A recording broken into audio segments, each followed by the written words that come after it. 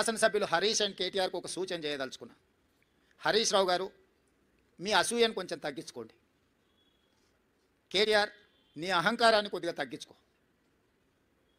మీ వయసు నాకంటే తక్కువే. ఇంకా చాలా రోజులు మనం రాజకీయాలలో కొనసాగాల్సిన అవసరం ఉన్నది. అధికారం అనేది ఎవరికీ శాశ్వతం కాదు. అధికారం అనేది వారసత్వ సంపద కాదు. మన తాతలు ముత్తాతల నుంచి వచ్చిన సంపద అయితే అది మనకే చెందుతుంది. అందుకే నేను హరీష్ రావు గారికి అసూయ తగ్గించుకోమని సూచన చేస్తున్నా.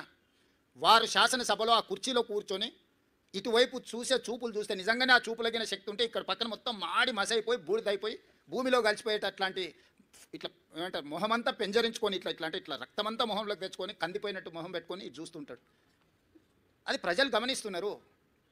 కేటీఆర్ గారు అహంకారం, అధికారం పోయినా ఈయన అసూయ పోలేదు, ఆయనకు అహంకారం పోలేదు.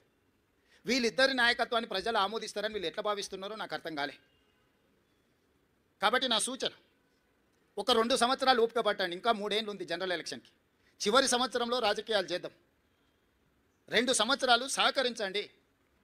దీన్ని అర్థం చేసుకున్నాకైనా ప్రభుత్వం చేపడుతున్న అభివృద్ధి కార్యక్రమాలు, సంక్షేమ కార్యక్రమాలు కొనసాగుతున్నాయి. కొనసాగడానికి ఇంకా కొంత సమయం పడుతుంది, అమలు చేయడానికి సమయం పడుతుంది. ఆర్థిక పరిస్థితి ఏ విధంగా ఉందో వివరించినాం.